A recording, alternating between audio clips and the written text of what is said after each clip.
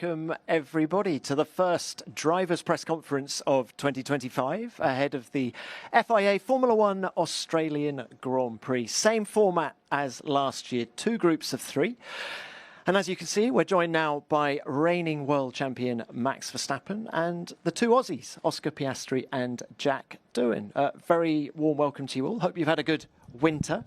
Max, let's start with the champ. How are you and what sort of shape are Red Bull in as we embark on this new 24-race campaign? Yeah, all good. What kind of shape? Positive shape, I guess. I don't know. Guess we'll find out more this weekend and after. But yeah, we'll try to do our best. I mean, there's not really much more that we can do. I think, testing is not many days, so we found that there are already a few areas that we can work on, and that's what we'll continue to do so. What did you learn in testing, particularly that final day when you were in the car the whole time?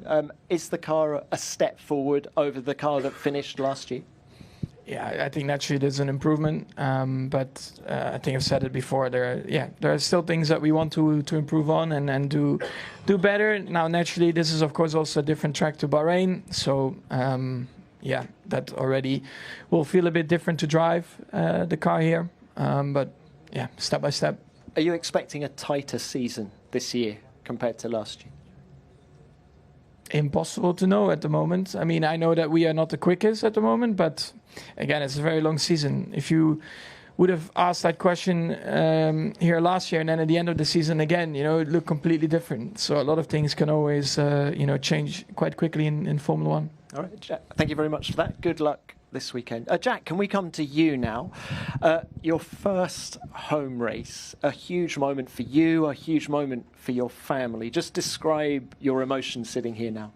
Yeah, to be honest, I'm super keen just to get on the track. Been so much build up, a long time since we finished in Abu Dhabi, it feels now. So I'm excited to get to tomorrow, FP1 underway, and enjoy actually driving these race cars. What goals have you set yourself for the weekend?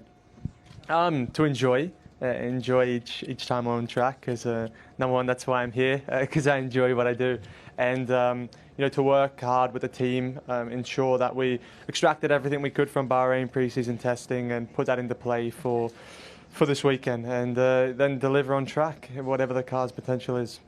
You mentioned the potential of the car. Tell us what you learnt in Bahrain. Same question as I asked Max, really. What sort of shape are you in?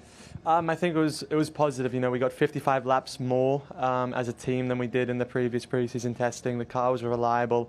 I was comfy in the car. Got to get a good grips. Obviously, Bahrain was strange conditions, not typical temperatures, high winds. So let's see. It's going to be looking super hot, especially for Saturday here. But it's difficult to give you an answer. But we're going to find out very soon for sure. We are indeed. Good luck. Enjoy it. Thank you, Oscar. Coming to you now. So, no Australian has won the Australian Grand Prix. Could this be the year? Ever, I don't think. I don't know.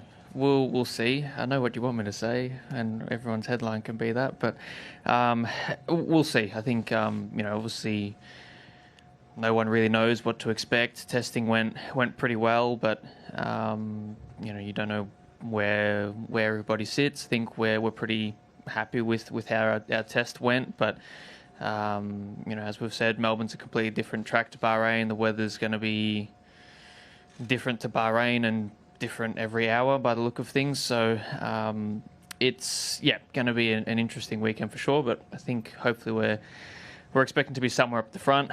Whether that's right at the pointy end, we'll wait until Saturday, I think. Not long to wait. And you come into the weekend with a new contract in your back pocket. Tell us why you decided to commit to McLaren long term. It was from both sides, really.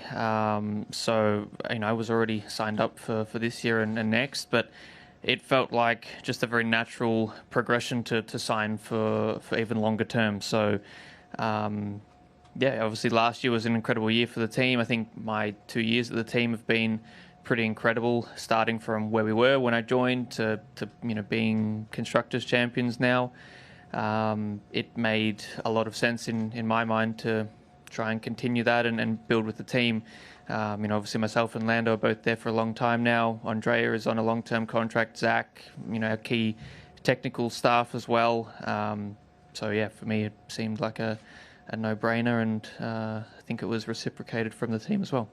All right. Thank you for that, all three of you. Let's now open this to the floor, and as was the case last year, we will start with the broadcasters. David. David Croft, Sky Sports F1. Jack, Oscar, Max, lovely to see you all again, and good luck for the weekend. Max, I'm going to turn to you if I can, and yeah, can't predict this season, but you've had 3 successful title defences. What goes into a season? What are the plus points and the minus points that go into a successful title defence? Where can it be won and lost? And once you've helped us with that answer, is this going to be your toughest title defence yet? Yeah, there's a lot of things that you make me think about that I actually don't think about. So it's actually way more relaxing to just go into it, trust the people around you, and go from there. Work hard on and off track, try to address things that you don't like in a car or whatever. And always try to do the best on track yourself. Try to minimize mistakes and keep scoring points. And is this going to be your hardest one yet, do you think? I don't know. I don't think about it. Really? Yeah, I don't. There's no reason to think about that yet.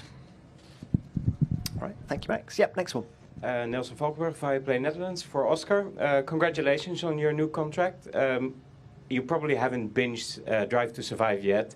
But we heard Zach Brown saying this is the start of the age of Lando Norris. Did you make him swallow his words a bit when you signed that contract, or is that the goal for this weekend? I haven't watched, to be honest. I feel like I have a pretty good idea of what happens, so I don't need to watch it again on TV. No, obviously there's a lot of things in Drive to Survive that, you never quite know whether it's how it's been cut up, but no, I think for myself, I'm very confident in what I can do myself, and I think we're going to the season starting from zero for both of us, and we're both obviously going to be trying to fight for a world championship, hopefully. So yeah, I'm pretty confident in what I can do, and aware that there's things that I need to do better from last season, but I'm confident that we've done a lot of hard work to try and improve that and go out and have a good year. Thank you, Oscar. Craig Slater's Sky Sports, another one from Max again. I think you spoke to the Dutch media and said you didn't think you could contend for victory here. Is that circuit specific and where your car's at, or are you particularly concerned about the pace you saw from McLaren? Yeah. Yeah, I don't know. You answered it for yourself. Yeah. Okay, next one, please. Yeah, Mara. Mara San Giorgio, Sky Sport Italy. A question to Oscar. Oscar, do you have the feeling that you can open as a team a Red Bull style cycle of recent years? No, I don't think so. Obviously that would be ideal to try and have that level of success and competitiveness, and I think that's what every team dreams of and what every driver dreams of. But I think at this point of the regulations, I think with how last season went,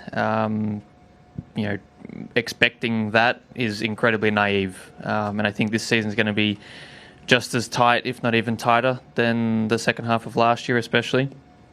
So, yeah, of course, that's what we want to aim for, but we have a new set of rules coming next year that's probably going to change the pecking order quite a bit, or at least the gaps quite a bit. So I don't think it's the same circumstances, but also I think this year is going to be an incredibly competitive year of F1, and as much as I would like to try and have that level of success, I think it's going to be very, very tough. Thanks, Oscar. Next one, please. Yep. Nelson. Question for Jack. How important was it for you to get that Abu Dhabi race under your belt? And since you're part of a big crop of rookie drivers this year, until when are you a rookie? Because there are some drivers who have done a couple of more races as well who are still being called a rookie. So where's the cutoff line there? But mainly, how important was Abu Dhabi for you? Yeah, Abu Dhabi was important. to be honest, going into Abu Dhabi, there was nerves, and to be honest, I was already thinking about here this weekend back then, and my sort of feelings have changed quite a lot since then, with so much time to digest that this weekend's going to happen, a lot of off period, and I've become very comfortable and relaxed with what's to come, and it's helped a lot. The team also have been amazing to aid with that, and to be honest, Abu Dhabi was great just to go through the motions and learn how the weekend goes, actually being in the driver's seat and not from a third point of view. And to answer the rookie question, I don't really know. I guess technically maybe I'm not a rookie after doing the end of last year race, as it's not officially my debut.